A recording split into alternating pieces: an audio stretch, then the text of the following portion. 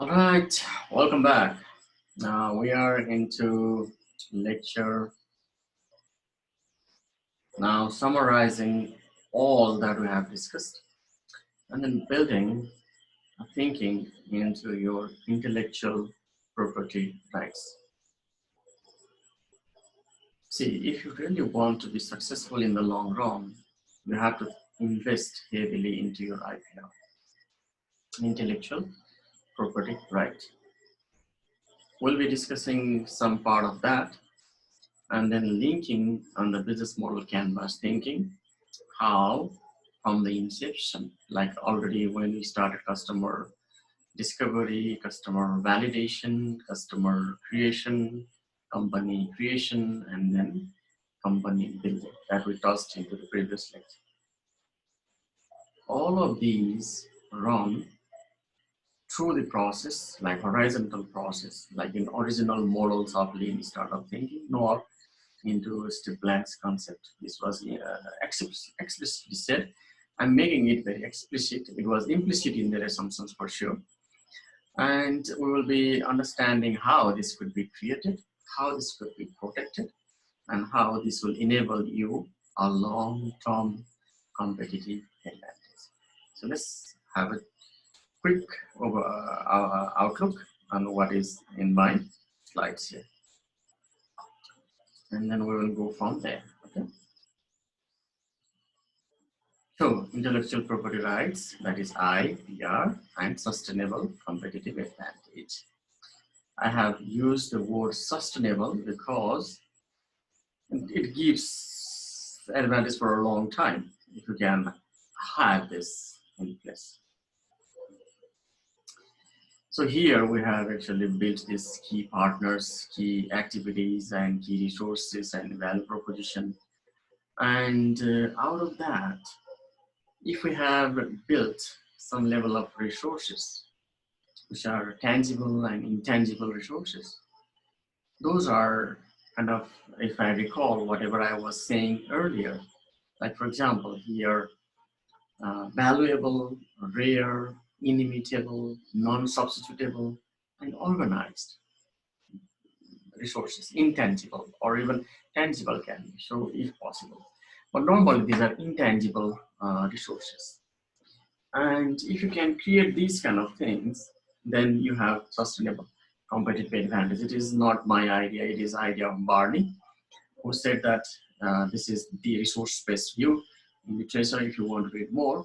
And he said that if you have this in your portfolio, in your resource capability bundle, then nobody can dislodge it. Even I remember inside Nokia, like in the Nokia is actually always fighting for these controlling patterns in the mobile business or any business they are in.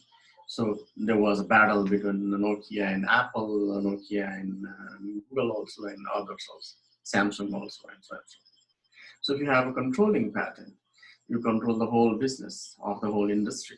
Without that patent, nobody can make money.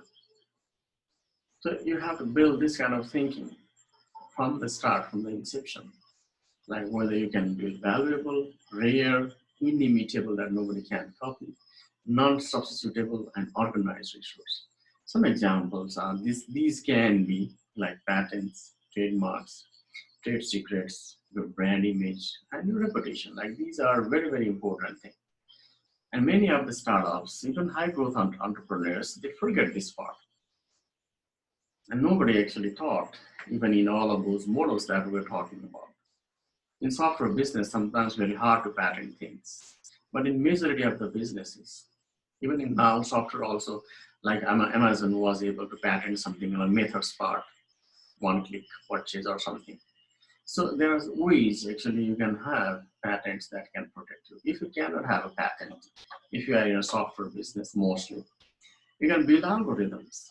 Like so far, Google's algorithm is unknown to anybody. Nobody could crack it.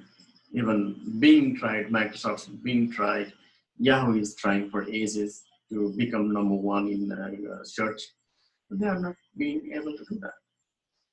Right? So these are the ways that you can actually build this kind of valuable, rare, inimitable, non-substitutable, and organized resources. By the way, many people forget that founders' time, or co-founders' time, founder team's time, or their attention to the right activities here, right activities, and right resources, and right value proposition is more than anything that you can have out of all of these thinking. If their attention is in a wrong place, you are doomed to fail. Okay? Hopefully, I made a point that I wanted to make distinction from all the courses, all the discourses, all the practitioners' perspectives that was missing in the resource-based view thinking into the whole entrepreneurial discourse. In entrepreneurship, people don't talk about it. Like in large companies, when they grow, like when they get into that growth phase that I showed you in the previous slide, at that time, they get into this idea, oh, okay, now we have to have it. But it was too late, forgive me. You have to build this from early enough so that your culture, that is organized part, so innovative, nobody can copy. The resource bundles are like that. Like Microsoft is very famous in bundling their resources and products. They bundle the products. Like Apple does the same in Apple ecosystem. Once you are hooked into one product, you are hooked into multiple products. Right? You are not able to substitute. Even if you have a new product from the competitor, you cannot substitute because you are hooked. You are locked in position. You are locked by the other products, and this is called customer locking. You can create multiple ways of creating your competitive advantage. If you do not think this from inception, from early enough, from your business model canvas, you will not be able to pull this through at the later stage. So please remember, take some time to focus into the activities and resources that make you different than the competitors, unique than the competitors.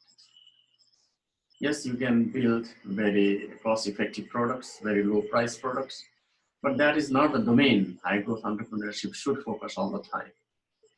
I strongly believe that product differentiation and having quality product and having premium brand at the later stage is the focus. Maybe in the early stage you have minimum viable products and you are iterating and you are having maybe low cost proposition. But that does not mean that you will be having the same for the longer term. In lean thinking, quality is inbuilt. Lean means no waste. You don't waste anything. Everything is perfect. From the iteration, also you are actually building a quality product. You are not shipping out the inferior product. Okay? So quality culture is there and you are differentiating and you are getting in your very high growth protected market. And for example, what is how to protect your IPR, like all these things we talked about now, you have created these from inception, but now how to protect this, right? How do you do that? In the US, there is USPTO office for patenting. In Europe, there's EPO, so you can use all of these websites. And then you can file your applications through the add of a PDF. This is the link that you can see. If I open it, it will take me to the window there into my browser, and I can see and this application. Like Wikipedia has actually inserted the whole patent that you can actually look into, patent portfolio. This is the application. You can fill in whatever required in the particular product or domain or idea that you have, or process, anything. And then from there, actually, you paid some deposits fee for that. This is not very cheap. You have to have some resources to be invested on that.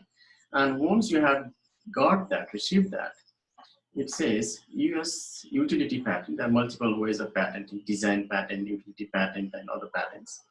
Once you have reached, you will be, when you are granted, it is granted for 20 years from the date the patent application is filed. Imagine you are having a kind of de facto monopoly on that idea for 20 years. Many entrepreneurs don't look this equation at all. Okay, and for design patent, you will have protection for 14 years. So where we are actually falling behind is not actually thinking this from the inception. As I said, there's a disclaimer about software industry, but there also you have ways to have algorithms, there are ways to have method patents, and so on and so forth. Even design patent is possible. So that is the opening that I would like everybody to think. I'm thinking everybody has to build in their entrepreneurial journey. And in that journey, for example, if you don't want to patent for some reason, maybe some are philosophically not willing to do that, or whatever reason that you can justify not to do that, or no trademark, or no secrets, or no algorithms, or nothing, then the only thing is relentless execution and innovation through transient competitive advantage is the only. If you do not protect your competitive advantage that you have created, then you have to do innovation in such a speed that you are always innovating before the competitor. And they are far behind in every curve, every innovation curve, every disruption curve, and you are moving faster than them.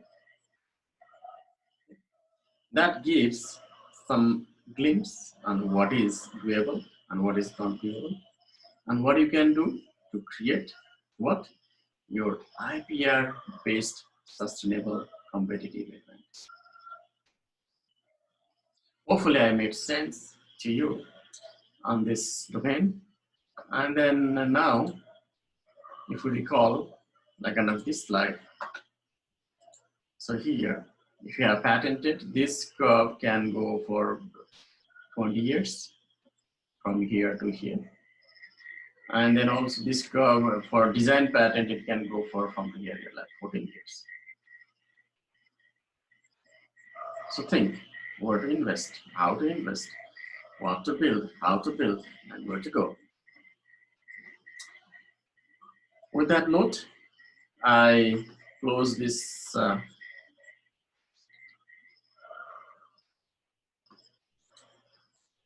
With that note, I close this lecture on the whole intellectual property discourse. And then also you remember now, I have combined all thinking from customer development model to minimum viable concept, BML loop, lean startup, and all of these ideas that I have introduced to you.